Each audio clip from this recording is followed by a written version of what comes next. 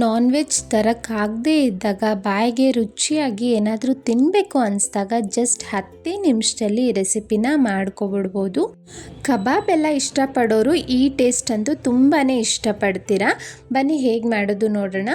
ಮೊದಲಿಗೆ ಒಂದು ಪಾತ್ರೆಯಲ್ಲಿ ನೀರನ್ನ ತಗೊಂಡು ಅದಕ್ಕೆ 1 ಟೀ ಸ್ಪೂನ್ ಉಪ್ಪು, 1/2 ಟೀ ಸ್ಪೂನ್ ಆಗೋವಷ್ಟು ಅರಿಶಿನ, ಒಂದು ಅರ್ಧ ನಿಂಬೆಹಣ್ಣಿನ ರಸನ ಸೇರಿಸಿ ನಾನು ಪಕ್ಕಕ್ಕೆ ಇಡ್ತಾ ಇದ್ದೀನಿ. ಇದು ಯಾಕೆ ಅಂತ ಹೇಳ್ತೀನಿ. ನಂತರ ಇಲ್ಲಿ ಒಂದು 3 ಬಾಳೆಕಾಯಿನ ತಗೊಂಡಿದ್ದೀನಿ ನಾನು. ಇದನ್ನು ಕಟ್ ಮಾಡೋಕ್ಕಿಂತ ಮುಂಚೆ ಚಾಕುಗೆ ಮತ್ತು ಕೈಗೆ ಸ್ವಲ್ಪ ಎಣ್ಣೆನ ಹಚ್ಕೊಳ್ಳಿ. ಈಗ ಬಾಳೆಕಾಯಿ ಎಡ್ಜಸ್ನ ಕಟ್ ಮಾಡ್ಕೊಳ್ತಾ ಇದ್ದೀನಿ. ನಂತರ ಈ ರೀತಿ ಸಿಪ್ಪೆನ ತೆಗಿಬೇಕು ಚಾಕುವಿಂದ, ಅಥವಾ ಪೀಲರ್ ಇದ್ದರೆ ಇನ್ನೂ ಈಸಿಯಾಗಿ ಪೀಲ್ ಮಾಡಿಬಿಡ್ಬೋದು. ನೋಡಿ, ಎಲ್ಲ ಬಾಳೆಕಾಯಿನೂ ಈ ರೀತಿ ಸಿಪ್ಪೆ ತೆಗೆದು ನೀವು ಯಾವ ಶೇಪ್ ಬೇಕಾದರೂ ಕಟ್ ಮಾಡ್ಕೊಳ್ಬೋದು. ನಾನು ಸ್ವಲ್ಪ ಮಕ್ಕಳಿಗೆ ಅಟ್ರಾಕ್ಟಿವ್ ಆಗಿ ಇಷ್ಟ ಆಗೋ ಥರ ಫಿಶ್ ಟೈಪಲ್ಲಿ ಕಟ್ ಮಾಡೋಣ ಅಂತ ಈ ರೀತಿ ಕ್ರಾಸ್ ಆಗಿ ಕಟ್ ಮಾಡ್ಕೊಳ್ತಾ ಇದ್ದೀನಿ. ಸೈಜ್ ನೋಡ್ಬೋದು, ತುಂಬ ದಪ್ಪನೂ ಬೇಡ, ತುಂಬ ತೆಳ್ಳಕ್ಕೂ ಬೇಡ. ಈ ರೀತಿ ಕಟ್ ಮಾಡ್ಕೊಂಡಿದ್ದೀನಿ. ನಾವು ಮೊದಲೇ ರೆಡಿ ಮಾಡಿ ಇಟ್ಕೊಂಡಿರೋ ಅಂಥ ನೀರಲ್ಲಿ ತೊಳ್ಕೊಬೇಕಾಗುತ್ತೆ. ಈ ರೀತಿ ತೊಳೆಯೋದ್ರಿಂದ ಸ್ಟಿಕ್ಕಿ ಏನಿರುತ್ತೆ, ಅಂಟಿರುತ್ತಲ್ಲ ಬಾಳೆಕಾಯಲ್ಲಿ, ಅದೆಲ್ಲ ಹೋಗುತ್ತೆ. ನಂತರ ಇನ್ನೊಂದ್ಸಲಿ ಚೆನ್ನಾಗಿರೋ ನೀರಲ್ಲಿ ತೊಳಿಬೇಕಾಗತ್ತೆ. ಈ ರೀತಿ ಮಾಡೋದ್ರಿಂದ ಬಾಳೆಕಾಯಿ ಕಪ್ಪು ಆಗೋದಿಲ್ಲ, ಹಾಗೆ ಆ ಅಂಟು ಏನಿರುತ್ತೆ ಅದೆಲ್ಲ ಹೋಗಿರುತ್ತೆ. ನೀರೆಲ್ಲ ಇಲ್ಲದೇ ಇರೋ ಥರ ಒಂದು ಪ್ಲೇಟಲ್ಲಿ ಹಾಕಿ ಪಕ್ಕಕ್ಕಿಡಿ.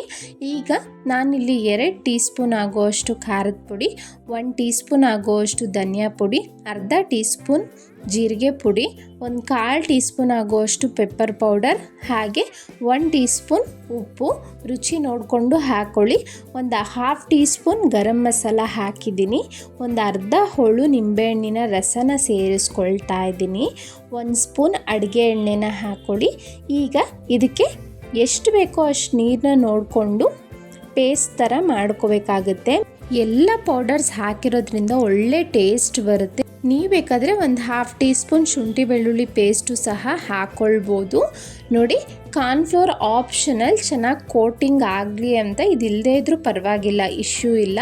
1 ಟೀ ಸ್ಪೂನ್ ಆಗೋಷ್ಟು ಕಾರ್ನ್ಫ್ಲೋರ್ ಹಾಕಿ ಈ ರೀತಿ ಪೇಸ್ಟ್ ಮಾಡಿಕೊಂಡು ಈಗ ತೊಳೆದಿಟ್ಕೊಂಡಿರೋಂಥ ಬಾಳೆಕಾಯಿನೆಲ್ಲ ಹಾಕಿ 2 ಕಡೆನೂ ಚೆನ್ನಾಗಿ ಕೋಟ್ ಮಾಡ್ಕೊಳ್ಳಿ. ತುಂಬ ಹೊತ್ತು ಇಡಬೇಕು ಅಂತ ಏನಿಲ್ಲ, ಜಸ್ಟ್ ಒಂದು 5 ನಿಮಿಷ ಪಕ್ಕಕ್ಕಿಟ್ಟಿದ್ದೀನಿ ಅಷ್ಟೇ, ಸಾಕಾಗುತ್ತೆ ಅಷ್ಟು ಮ್ಯಾರಿನೇಟ್ ಆದರೆ. ಈಗ ಒಂದು ಪ್ಯಾನ್ ಇಟ್ಟು ಜಸ್ಟ್ 1 ಸ್ಪೂನ್ ಆಗೋವಷ್ಟು ಎಣ್ಣೆನ ಹಾಕ್ಕೊಂಡಿದ್ದೀನಿ.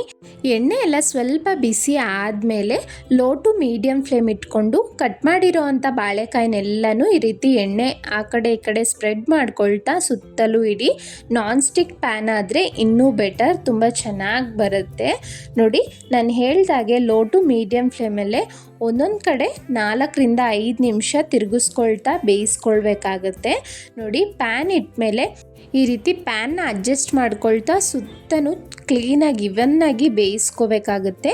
ಸುಮಾರು ನಾನಿಲ್ಲಿ ಒಂದು 3-4 ನಿಮಿಷ ಆದಮೇಲೆ ಇನ್ನೊಂದು ಕಡೆ ಟರ್ನ್ ಮಾಡ್ತಾ ಇದ್ದೀನಿ.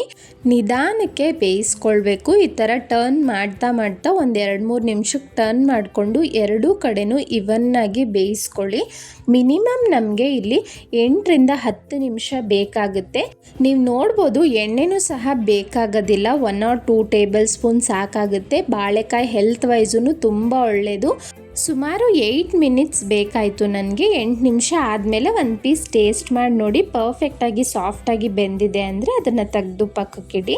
ಇಲ್ಲಿ ನೆಕ್ಸ್ಟ್ ಬ್ಯಾಚು ಅಷ್ಟೇ 1 or 2 ಟೇಬಲ್ ಸ್ಪೂನ್ ಎಣ್ಣೆ ಹಾಕ್ಕೊಂಡು ಉಳಿದಂಥ ಬಾಳೆಕಾಯಿನೆಲ್ಲ ಪ್ಯಾನ್ ಮೇಲೆ ಇಡ್ತಾ ಇದ್ದೀನಿ. ಸೇಮ್ ಪ್ರೊಸೀಜರ್ ಫಾಲೋ ಮಾಡ್ಕೋಬೋದು. ಜಸ್ಟ್ 3 ಬಾಳೆಕಾಯಲ್ಲಿ ಮನೆಯವರೆಲ್ಲ ತಿನ್ಬೋದು, ಅಷ್ಟು ಕ್ವಾಂಟಿಟಿಲಾಗಿದೆ.